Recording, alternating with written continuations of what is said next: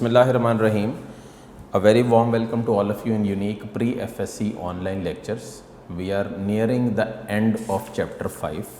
It was a very long chapter और हम इस वक्त तकरीबन इस चैप्टर के इख्तितामी साइड पे चल रहे हैं, बिल्कुल एंड के ऊपर हैं और कोशिश ये होगी कि इस चैप्टर को अच्छे अंदाज में एंड करें। सबसे पहले मैं 5-7 मिनट लगाऊंगा सबसे इम्पॉर्टेंट टॉपिक चैप्टर 5 का कवर अप करने के लिए। उसका नाम है ह्यूमन इम्यूनो डेफिशिएंसी वायरस की लाइफ साइकिल। जो HIV की लाइफ साइकिल है उसके मल्टीपल स्टेप्स हैं। पहला स्टेप है एड्सॉर्प्शन। देखें, जो ह्यूमन इम्यूनो डेफिशिएंसी वायरस है बड़ा ही होस्ट स्पेसिफिक वायरस है। इसका मतलब हर सेल को इफ़ेक्ट नहीं करता, सिर्फ और सिर्फ T लिम्फोसाइट को इफ़ेक्ट करता है बस। ठीक है। देन तो पहले स्टेप में क्या होता है कि T लिम्फोसाइट आके एड्सॉर्ब होता है on the surface of HIV आके एड्सॉर्ब होता है on the surface of T lymphocyte और इसको बोलते हैं, जिस जगह पे वो लगता है ना उसको बोलते हैं CD4 receptor site. What is CD4? Cluster differentiation 4 receptor site. ठीक है। तो ज़रा ये इसकी शेप और शक्ल वकल भी देख लें। सेफेरिकल है, ऑन्कोवायरस है, इसमें RNA जीनोम होता है। इसके अलावा इसमें ये जो डॉट्स में लगाए ये रिवर्स ट्रांसक्रिप्टेज के हैं। इसके अलावा यहाँ पे इंटीग्रेज एंजाइम भी होता है और यहाँ पे स्पाइक्स भी मौजूद हैं। ठीक हो गया। अब नेक्स्ट पॉइंट इसमें बेटा ये है कि जैसे ही ये वायरस आके अटैच होता है ये पेनिट्रेट करता है। तो व्हाट इज़ पेनिट्रेशन? एक ऐसा प्रोसेस जिसमें हाइड्रोलिटिक एंजाइम रोल प्ले करता है और जो है वो इसको ब्रेक डाउन करवा देता है। पेनिट्रेशन के बाद क्या होता है? Injection of viral RNA। Viral RNA inject कर दिया जाता है within the host cell. तो बेटे जब भी वायरल RNA को इंजेक्ट किया जाता है फौरी तौर पे नेक्स्ट प्रोसेस शुरू हो जाता है बॉडी में बहुत तेज़ी से। उसको बोलते हैं रिवर्स ट्रांसक्रिप्शन। ठीक है। रिवर्स ट्रांसक्रिप्शन किस एंजाइम की मदद से होता है? रिवर्स ट्रांसक्रिप्टेज की मदद से। इसमें क्या होता है कि वायरल RNA को वायरल DNA में कन्वर्ट किया जाता है। रिमेंबर ऑलवेज जितने भी एंजाइम्स हैं सब ग्लोबुलर प्रोटीन्स होते हैं। तो इसका मतलब ये बायोसिंथेटिक मशीनरी की फॉर्म में रिएक्शन चल रहा होता है। उसके बाद क्या होता है कि जो वायरल DNA बना है वो न्यूक्लियस के अंदर एंटर हो जाता है और फिर प्रो वायरस फॉर्मेशन करवा देता है। देन प्रो वायरस जब बनता है तो उसमें सबसे इम्पॉर्टेंट रोल इस एंजाइम का, जो किताब में वर्ड इंटीग्रेशन लिखा हुआ है इसलिए मैंने ये एंजाइम लिख दिया यहाँ पे, इंटीग्रेज। ठीक है। देन बेटे क्या होता है कि वक्त और गुजरता है और ये ट्रांसक्रिप्शन शुरू हो जाती है। ट्रांसक्रिप्शन क्या होता है? DNA से RNA में कन्वर्जन। फिर हम पहुँचते हैं ट्रांसलेशन के ऊपर। ट्रांसलेशन क्या होती है? RNA से प्रोटीन फॉर्मेशन। 25 मिनट में 200 बैक्टीरियोफेजेस बन जाते हैं। देन होस्ट सेल की लाइसिस हो जाती है, वो होस्ट सेल फट जाता है। इससे रिज़ल्ट में क्या होता है कि 25 मिनट में 200 मज़ीद फेजेस जो हैं वो रिलीज़ हो जाते हैं और ये प्रोसेस तेज़ी से चलता हुआ आगे बढ़ता जाता है। अब इमेजिन करें ना 25 मिनट में 200 फेजेस रिलीज़ हो रहे हैं तो एक ऐसा वक्त आएगा जब बड़ी तादाद में लोग इन्फेक्ट हो जाएंगे इससे। यानी कि लोगों के जो सेल्स हैं जिनको HIV हुआ है वो इन्फेक्ट हो जाएंगे और as a result of that उनकी डेथ भी हो सकती है। ठीक है। अच्छा, now we are starting with the last topic of chapter 5. The name of the topic is hepatitis. Hepatitis board का लॉन्ग क्वेश्चन है तो कोशिश ये करेंगे कि इसको भी एक टेबुलेटेड वे में या एक सिंपल तरीक़ेकार से इसको एक्सप्लेन कर लें और सारे पॉइंट्स को एक जगह पे इकट्ठा कर दें। ठीक है, शुरू करते हैं। पहले तो ये बताओ कि हेपेटाइटिस है क्या? It is inflammation of liver. ठीक है। लिवर का स्वेल हो जाना हेपेटाइटिस कहलाता है। लिवर का स्वेल हो जाना, swelling of the liver. Then cause में हेपेटाइटिस की ड्रग्स भी आ सकती हैं। देन टॉक्सिक एजेंट्स भी आ सकते हैं, क्योंकि डेफिनेटली ड्रग्स अगर ज़्यादा मकदार में ली जाएँ तो वो ही टॉक्सिक एजेंट्स होती हैं। इसके अलावा ये जो है वो वायरसेस भी आ सकते हैं, तो इसका मेन कॉज है वायरल इन्फेक्शंस। ठीक है, तो अब हम बेटा इसको शुरू कर रहे हैं with regards to the various aspects related. मैं यहाँ पे अभी टेबल नहीं बनवा रहा, वो आप ख़ुद बनाओगे। मैं आपको मुख्तलिफ पॉइंट्स जो दोनों पैराग्राफ्स में बिखरे हुए हैं वो एक जगह पे इकट्ठे करके बता रहा हूँ। गौर से देखिएगा और कोशिश कीजिएगा कि आप इसको क्लियर भी कर लें और समझ भी लें। ठीक है, पहला यहाँ पे हेपेटाइटिस की 7 टाइप्स एक्सप्लेन की गई हैं। कितनी? 7। ये भी बोर्ड का एमसीक्यू कि कितने टाइप्स ऑफ हेपेटाइटिस होते हैं जिसमें आप इसको पढ़ोगे।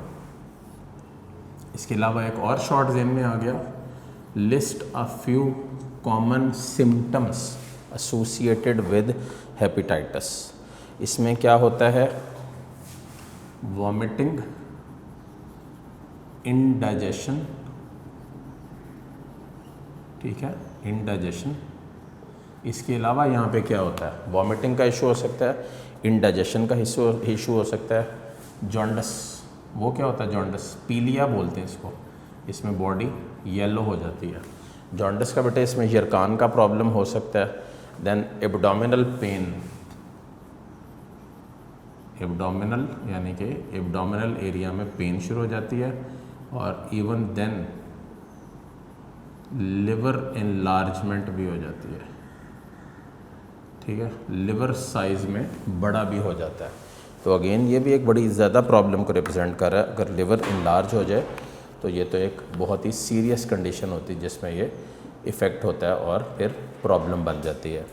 अच्छा, तो अब इसके अलावा यहाँ पे फटीग भी होती है और बहुत सारे केसेस में इस थकावट को बोलते हैं और बहुत सारे केसेस में ये फीवर, बुखार भी कॉज कर देता है। ठीक हो गया। तो ये बेसिकली यहाँ पे जो आप इसको देख रहे हो और पढ़ रहे हो, ये अलामात हैं, जो कॉमन अलामात हैं हेपेटाइटिस की, जिसके अंदर ये एग्जिस्ट करता है। नाउ टाइप्स के अंदर सबसे पहले hepatitis A is called infectious hepatitis. ठीक है, इन्फेक्शियस हेपेटाइटिस कौन सा होता है? वो हेपेटाइटिस जो बेसिकली इन्फेक्शियस होता है, छूत की बीमारी जो ट्रांसमिट होता है किससे? फीसिस से। आपकी किताब यही लिख रही है। इसके अलावा ये बेसिकली वाटर ट्रांसमिशन है इसकी। फीसिस भी आपको पता ही है, पानी में जो गटरों का पानी बह रहा होता है वही जो है वो फीसिस की बुनियाद रखता है। और जो फीसिस हैं फिर वो आगे पानी में आ जाती हैं। और पाकिस्तान में स्पेशली अनफॉर्चुनेटली भी और स्पेशली भी जहाँ पे सीवरेज का पानी और पीने वाला पानी मिक्स हो रहा होता है, तो आप वहाँ पे सोच ही सकते हो कि क्या सिचुएशन होगी और कैसे ये सारा मामला चल रहा होगा और कैसे आप इसको इम्प्रूवमेंट की तरफ, मतलब क्या आप कर सकते हो इसके लिए, अपार्ट फ्रॉम के बहुत ज़्यादा केयर करो, बहुत ज़्यादा एहतियात करो। ठीक है। अच्छा, हेपेटाइटिस ए वायरस में ये आरएनए इन्वेलप्ड वायरस है। ठीक है, आरएनए इन्वेलप्ड, तो इसको भी मार्क कर लो कि हेपेटाइटिस ए जो है, sorry, RNA non enveloped virus है। ठीक है, किताब को फॉलो करिए। नॉन इन्वेलप्ड वायरस है जो माइल्ड या सीवियर सिम्टम्स भी शो कर सकता है। लास्ट ईयर एक रिलेटिव को ये हेपेटाइटिस ए हुआ था जो इस कदर तेज़ी से बढ़ा कि वो लिवर डैमेज की तरफ चला गया था।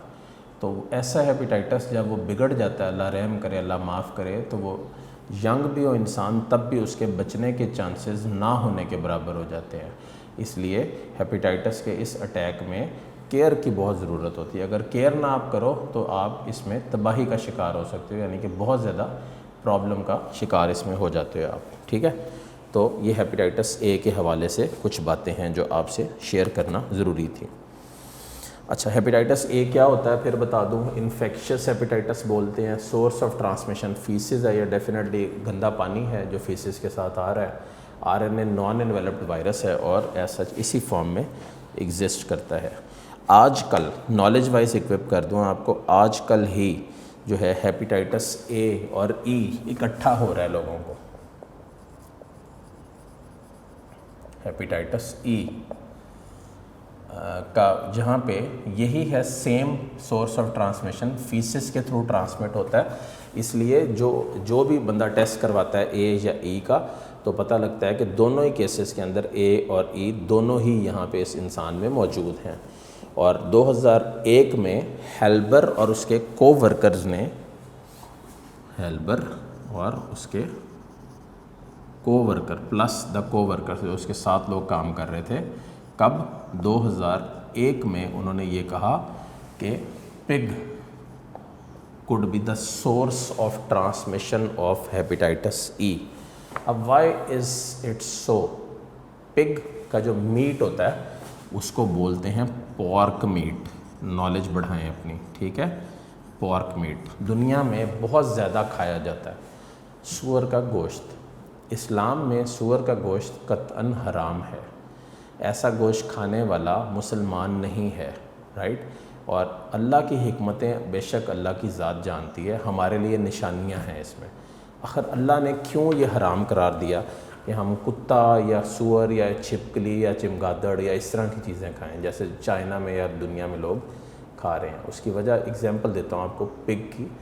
पिग जो है ना, सूअर जो है वो गलाज़त पे पलता है, गंदगी पे पलता है। जिस गंदगी पे पलने की वजह से क्या है कि ये गंदा रहता है, ये गंदा रहने वाला जानवर है। अब वो चूँकि गंदा रहने वाला जानवर है तो अल्टीमेटली क्या होता है कि इसके गोश्त में सर्टन ऐसे डेडली वायरस होते हैं जो हेपेटाइटिस के अलावा और भी बीमारियों की वजह बनते हैं। तो क्या है? एहतियात, सफाई। जिन चीज़ों से अल्लाह और उसके रसूल ने रोका है रुकें, और जिन चीज़ों की तरफ अल्लाह और उसके रसूल ने इजाज़त दी है वो लाजमी खाएं, ठीक है। इस तरह होता है ये था बेटे हेपेटाइटिस ए और ई का। उम्मीद है समझ आया होगा। अभी ये कंप्लीट नहीं हुआ, मैं इसको रब कर रहा हूँ, यहाँ पे स्पेस कम है मेरे पास। अब हम शुरू करते हैं हेपेटाइटिस बी, ठीक है। Hepatitis B is the second major type of hepatitis. Hepatitis B का दूसरा नाम है सीरम हेपेटाइटिस, ठीक है। It is called serum hepatitis. What is serum? आपने ब्लड का नाम सुना है? Blood, the circulatory fluid present in our body is known as blood. Blood के दो हिस्से होते हैं, एक होता है ब्लड सेल और दूसरा होता है प्लाज्मा, ठीक है। 45% ब्लड सेल होता है और बाकी 55% प्लाज्मा होता है। अगर प्लाज्मा में से आप fibrinogen, what is fibrinogen? Blood clotting protein, वो माइनस कर दो तो जो बाकी बचता है वो सीरम है। क्या है? सीरम, ठीक है। तो what is serum? The basic plasma minus fibrinogen form of plasma is known as serum. अच्छा, तो हेपेटाइटिस जो बी है उसको आप बोलते हो serum hepatitis. It is the major form of hepatitis which is basically very common in Pakistan, you can say, यहाँ पे लिखा हुआ है China, Philippines, Africa and middle east. Transmission कैसे है? एक्सचेंज ऑफ बॉडी फ्लूइड्स के थ्रू ये ट्रांसमिट हो जाता है, ठीक है। डीएनए वायरस है जो आगे ट्रांसमिट होता है, तो इट इज़ डीएनए वायरस, तो इसको भी नोट कर लीजिए। और जो बॉडी फ्लूइड्स हैं उसमें 3 यहाँ पे वर्ड हैं, serum, saliva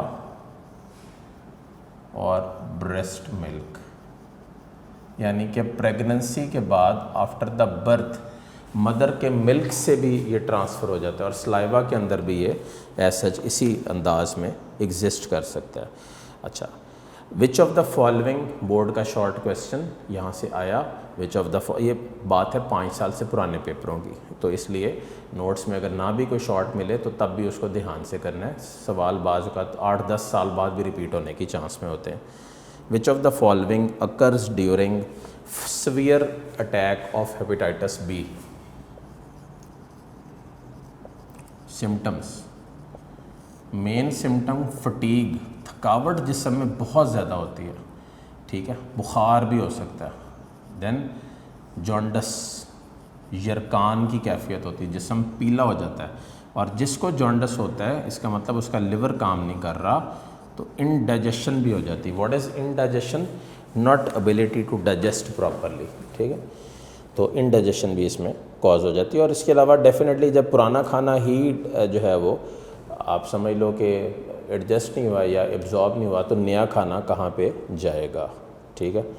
infected persons can recover completely and become immune to the virus, तो वो इम्यून भी हो सकते हैं। कंट्रोल किस तरह है इसका या बाकी सब का? हाइजीनिक मेजर्स, वैक्सीनेशन, ठीक है, देन स्क्रीनिंग ऑफ ब्लड या ऑर्गन टिश्यू। टेस्ट कौन से हैं यहाँ पे? कैसे पता लगेगा कि आपको हुआ हुआ है? LFTs, लिवर फंक्शन टेस्ट, या सीरम हेपेटाइटिस टेस्ट भी होता है, उसको बोलते हैं HBC या HCV। हेपेटाइटिस सी के लिए HCV और HBV for the hepatitis B। दोनों ही केसेस के अंदर आप ये देख सकते हैं कि ये स्पेसिमेन में या इस सैंपल में ये आपके पास मौजूद है या नहीं मौजूद है। अच्छा, genetically engineered vaccine is available for hepatitis B virus, ठीक है। तो B वायरस इतनी बड़ी इसमें डिटेल्स हैं सारी, बड़ा सवियर भी हो सकता है। इसमें इंसान एक दफ़ा कम्प्लीटली रिकवर कर सकता है, डेफिनेटली चांसेस मौजूद हैं। और अगर इंसान वायरल डिजीज़ से रिकवर कर जाए तो फिर वो दोबारा वायरल डिजीज़ का शिकार यूजुअली नहीं होता। अच्छा, vaccine is available for which of the following 7 types of hepatitis. वैसे आपकी नॉलेज के लिए मैं यहाँ पे बता दूँ कि वैक्सीन अवेलेबल है तमाम टाइप ऑफ हेपेटाइटिस के लिए अब, लेकिन जिस वक्त की ये किताब है ये लिख रही है genetically engineered vaccine is available for hepatitis B and hepatitis A, but it is not available for hepatitis C। तो अब हम शुरू करते हैं हेपेटाइटिस C। ये क्या होता है? इसको लिखा हुआ है non A non B hepatitis, लेकिन ये तो डेफिनेटली कोई नाम नहीं हुआ, तो इसलिए अब इसका नाम है इन्फ्यूजन हेपेटाइटिस। अब ये बताएं कि इसको इन्फ्यूजन क्यों कहते हैं? उसकी रीज़न ये है कि इसमें दोनों ही जो बेसिक वायरसेस हैं A और B, उनके करेक्टर्स पाए गए हैं, ठीक है, उनके ट्रेट्स मौजूद हैं। कैसे ट्रांसफ़र होता है? बॉडी फ्लूइड से, यह सोर्स ऑफ ट्रांसमिशन है हेपेटाइटिस C की। ब्रेस्ट मिल्क से, ठीक है। अनसेफ सेक्सुअल प्रैक्टिसेस से, इसके अलावा बेसिकली सिरिंजेस से, नीडल से भी आगे को ट्रांसफ़र हो जाता है और एज सच फिर मल्टीपल प्रॉब्लम्स जो है वो कॉज करता है। अच्छा, इसके अलावा जो यहाँ पे आप पढ़ रहे हो और यहाँ पे आप देख रहे हो हेपेटाइटिस C को जो है वो, अब इसके अलावा इसके ऊपर क्या है कि ये RNA इन्वेलप्ड वायरस है, ठीक है, और RNA इन्वेलप्ड है और ये लेस सवियर है देन B। और B हेपेटाइटिस और कुछ केसेस में अगर ज़्यादा सवियर हो जाए हेपेटाइटिस B और A को, तो बेसिकली हेपेटाइटिस B को कैंसर ऑफ द लिवर भी बोला जाता है, ठीक है। और इस वायरसेस की वजह से जो कॉमन पूछा जाता है, which of the following viruses can lead to chronic liver disease hepatitis में, तो hepatitis C can lead to chronic liver disease. बेटा ये दोनों वर्ड ना क्लियर कर लीजिए, एक वर्ड है एक्यूट और दूसरा वर्ड है क्रॉनिक। एक्यूट क्या होता है? एक्यूट लिवर डिजीज़ वो होती है शदीद बीमारी, एकदम वायरस अटैक हुआ, बीमारी बहुत शदीद हो गई और फिर वो एज सच इसी फॉर्म में एग्जिस्ट करेगी। दूसरा होता है क्रॉनिक लिवर डिजीज़, उसमें क्या होता है कि बीमारी आहिस्ता आहिस्ता चलती चली जाती है, एक्यूट अटैक नहीं होता, कई महीनों का ये साइकिल होता है जिसमें इंसान आहिस्ता आहिस्ता थकावट से और इन सब सिचुएशन से रिकवर कर जाता है। हेपेटाइटिस E के बाद हेपेटाइटिस F और G, ये दोनों जो हेपेटाइटिस हैं ये यहाँ पे अनआइडेंटिफाइड हैं। तो मैं फिर बता दूँ, hepatitis inflammation of the liver को रिप्रेजेंट कर रहा है, ये कॉज कौन करता है इसको? ड्रग्स, जैसे ड्रग इंड्यूस्ड हेपेटाइटिस, या इसको कौन कॉज करता है? वायरस। इसकी मेन अलामात क्या हैं? Jaundice, abdominal pain, liver enlargement, fatigue और बुखार। ठीक है, ये माइल्ड भी हो सकता है, ये सीवियर भी हो सकता है और ये क्रॉनिक भी बीमारी हो सकती है। सबसे बड़ी कॉज को मेरे से पूछे तो बाज़ार से खाना खाना, गंदे बर्तनों में खाना खाना, गंदे हाथों से खाने को सर्व करवाना, स्पेशली जो लोग होटलों पे और इधर उधर काम कर रहे हैं, चूँकि अनपढ़ है, तालीम नहीं है, इसलिए ये सेंस भी नहीं है कि सफाई क्या होती है। उसकी वजह से क्या होता है कि उन लोगों में ये वायरस बहुत तेज़ी से ट्रांसमिट होता है और फिर वो ये वायरस आगे पास करते जाते हैं। आजकल मैंने आपको पहले भी किसी लेक्चर में बताया था कि जैसे कोरोना वायरस बहुत ज़्यादा फैला हुआ है, वैसे ही टाइफाइड का अटैक भी बहुत ज़्यादा है। टाइफाइड में क्या होता है कि बेसिकली बॉडी को बहुत तेज़ बुखार होता है, दूसरा हज़म कुछ नहीं होता, डाइजेशन और इस तरह का होता है, लेकिन वो टाइफाइड जो है वो बैक्टीरियल डिजीज़ है और हेपेटाइटिस जो है वो वायरल डिजीज़ है। और मैंने ये बात पहले भी की थी कि वायरल डिजीज़ बहुत ज़्यादा ख़तरनाक होती हैं। इसमें हमने दो सामने आपके कंपेयर किए हैं, एक हेपेटाइटिस बी और दूसरा हेपेटाइटिस सी। हेपेटाइटिस बी को बोलते हैं सीरम हेपेटाइटिस और हेपेटाइटिस सी को बोलते हैं इन्फ्यूजन हेपेटाइटिस, नॉन ए या नॉन बी हेपेटाइटिस।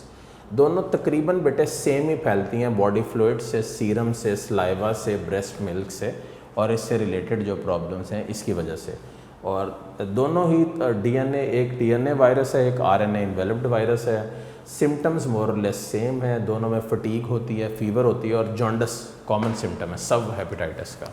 ठीक है, तो that is all with regards to chapter 5। उम्मीद करता हूँ कि आपने चैप्टर 5 को बड़ा प्रॉपरली और अच्छे अंदाज में मेरे साथ किया होगा, समझा होगा और क्लैरिटी के साथ पहुँचे होंगे। अब हम शुरू करते हैं इसकी जो एक्सरसाइज दी हुई है पेज 80 के ऊपर। सब बच्चे उस एक्सरसाइज के ऊपर आ जाएं और उसको डिस्कस करते हैं। फिर इंशाल्लाह नेक्स्ट लेक्चर में यूनिक नोट्स के हवाले से इसमें ओरिएंटेशन करेंगे और मैं आपको यूनिक नोट्स में से एमसीक्यूज़ बोल के उनके आंसर भी समझाऊंगा और फिर शॉर्ट और लॉन्ग के ऊपर भी डिस्कस करेंगे। पहला, filling the blank. Carolus Linnaeus divided all known forms of life into 2 kingdoms. कौन सी? Plantae and Animalia. ठीक है। Bacteria were placed in kingdom Monera because they have cell walls and protozoans were placed in kingdom protista because they move from place to place and ingest food। ये क्या होता है? ingest food। ingestion बेटे बोलते हैं the intake of food material। जब food material को intake किया जाता है तो फौरी तौर पे वो कोई भी ऑर्गेनिज्म हो उसमें खाना डाइजेस्ट होना शुरू हो जाता है। और डाइजेशन बेटे क्या होती है? एक ऐसा प्रोसेस जिसमें कम्प्लेक्स को सिंपल में तोड़ा जाता है। जब भी डाइजेशन का प्रोसेस शुरू हो जाता है फौरी तौर पे इसके बाद एब्जॉर्प्शन होती है, जज़ब या हज़म करने का अमल। फिर उस जो चीज़ हमने हज़म की होती है उससे एनर्जी बनाई जाती है, तो वो असिमिलेशन होती है। गौर करें, इस तरह का होता है ये सारा प्रोसेस। ये है नॉलेज जो अब मेरे बच्चों को मैं मुंतकिल कर रहा हूँ और मेरे बच्चों के पास भी होनी चाहिए। फिर हम पहुँचते हैं ईजेशन पे। ये वो स्टेप होता है जिसमें जो अनवांटेड मटेरियल होता है वो फीसिस की फॉर्म में बॉडी से निकल जाता है। ठीक हो गया और ख़त्म हो जाता है। Second MCQ, filling the blank. The most common system of classification use today developed in 1969 by Robert Whittaker of Cornell University uses 5 kingdoms. कौन से? Animalia, Plantae, Protista, Monera and finally kingdom Fungi. ठीक है, अच्छा। Next, third, Whitaker's 5 kingdom system of classification recognizes 2 basic type of cells। कौन से? Prokaryotic and eukaryotic cells। Next, in 5 kingdom system of classification proposed by Margulis and Schwartz, organelles of symbiotic origin such as mitochondria and chloroplast were also considered। ये क्या है जी? Mitochondria हो या chloroplast हो, इनको बोलते हैं सिम्बायोटिक और ओरिजिन वाली ऑर्गेनेल। ये क्या होता है? सिम्बायोसिस क्या होता है? सिम्बायोसिस दो ऑर्गेनिजम्स के दरमियान में रिलेशनशिप होती है। अगर उसमें म्यूचुअलिज्म पढ़ें तो फिर दोनों को फ़ायदा हो रहा है। अगर उसमें कमेंशलिज्म पढ़ें जो आप मैट्रिक में पढ़ के आए हो, एक को फ़ायदा होता है, एक को नुकसान होता है। तो ये वो ऑर्गेनेल्स है जो बनी है प्रोकैरियोट्स से, और ये प्रोकैरियोट्स को फ़ायदा हो रहा था, इसीलिए ये ऑर्गेनेल एज सच मैन्युफैक्चर हो गई। तो इन ऑर्गेनेल्स की वजह से क्या होता है कि बेसिकली जो ऑर्गेनिजम्स एग्जिस्ट करते हैं वो डीएनए भी होता है उनके अंदर, यानी कि, और आरएनए भी, ऑर्गेनेल्स की बात कर रहा हूँ, डीएनए और राइबोसोम भी होता है, तो इसलिए ये माइटोकॉन्ड्रिया और क्लोरोप्लास्ट है। A bacteriophage, next filling the blank, reproduce by using the metabolic machinery of host। ठीक है, होस्ट स्पेसिफिक होते हैं बैक्टीरियोफेज, दो तरह के यहाँ पे आपने पढ़े हैं, T2 और T4, दोनों ही टैडपोल शेप्ड होते हैं और एज सच इसी फॉर्म में एग्जिस्ट करते हैं। Sixth filling the blank, the protein codes that enclose the viral genome is called capsid, और ये किससे बना है? कैप्सोमियर से बना है।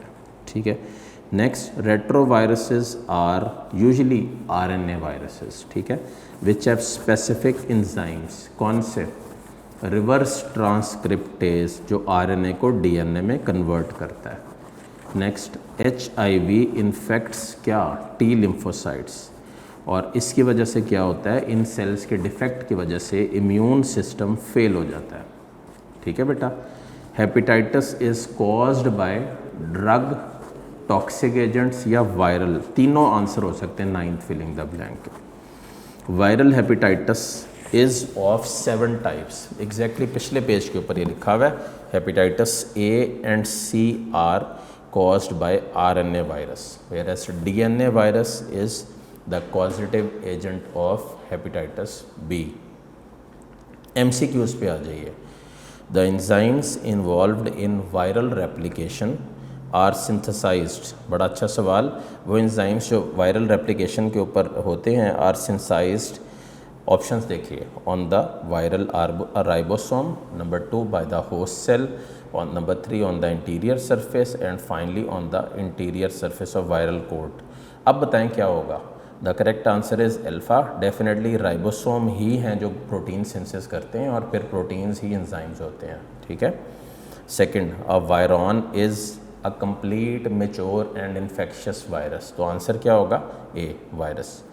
Third, an isolated virus is not considered living since, A option है सेपरेट इनटू 2 इनर्ट पार्ट्स, वो रॉन्ग है। Number 2, rapidly loses its genome chemically inert, ये भी गलत है। Third, D option, it is coated with air tight shield, ये भी फारिग है। सिर्फ एक ऑप्शन सही है, इट कैन नॉट मेटाबोलाइज। क्यों? क्योंकि वायरसेस को ऑब्लिगेट इंट्रासेलुलर पैरासाइट्स बोलते हैं और वो एज सच इस निज़ाम के बगैर रिप्रोड्यूस कर ही नहीं सकते। ठीक है। In the lytic cycle of bacteriophage the host DNA, lytic cycle के दौरान जो होस्ट डीएनए होता है वो रेप्लिकेट हो जाता है। इसका क्या मतलब है कि जो होस्ट डीएनए होता है वो रेप्लिकेट होने का क्या मतलब होता है कि वो आगे से आगे डुप्लीकेट करता चला जाता है, और आपको पता है यह 25 मिनट में 200 फेजेस का कैप्सिड और डीएनए बन जाता है। ऑप्शंस देखें, सी ऑप्शन लिखी हुई digested into nucleotide, irrelevant option है। फिर लिखा हुआ turned of bye protein code, इसका भी कोई ताल्लुक नहीं है। और लास्ट ऑप्शन है टर्नड ऑन और रिमूवल ऑफ प्रोटीन कोड, फारेगा ये भी। तो एक ही ऑप्शन बेटा सही है, रेप्लिकेटेड। तो इस वर्ड को बड़ा क्लियरली जेहन में भी रखिएगा कि ये आपको आनी चाहिए। Fifth MCQ, in the lysogenic cycle the DNA of bacteriophage, A option इसकी करेक्ट है, जॉइंस द बैक्टीरियल क्रोमोसोम। ठीक है। नेक्स्ट पे आ जाइए, टेम्परेट फेज में exist as prophage. Seventh, phylogeny describes what? A species, morphological similarities with other species या evolutionary history। phylogeny हमेशा evolutionary history को explain करता है। The better option is beta। In the binomial system of taxonomy developed during 18th century, the first word of the organism's name is its genus name। Example दी हुई इंसान की होमो sapiens इसका नाम है। Ninth है बेटे, in the 5 kingdom system Robert Whittaker, the members of kingdom Plantae are autotrophic, eukaryotic and multicellular. ठीक है। नेक्स्ट हमारे पास है इसमें जो है वो 5 kingdom system of classification propose by Margulis and Schwartz is not based on, genetics पे base करता है, मोड ऑफ न्यूट्रिशन के ऊपर बेस करता है, सेलुलर ऑर्गेनाइजेशन के ऊपर बेस लाजमी करता है। It is not based on C nucleic acids. Common name of Allium cepa is प्याज, ठीक है। 12th एमसीक्यू तो नहीं है, बेसिक एक फिलिंग द ब्लैंक है। Arrange the following in order of increasing group size, lower से हायर या हायर से लोअर भी जाना है तो के किंगडम, PCOFGS, इस तरह आपने अरेंज करना है, स्मॉलेस्ट स्पीशीज़ होगा। Pigs 12th MCQ are reservoir to hepatitis E। और last, which of the following is false about ads.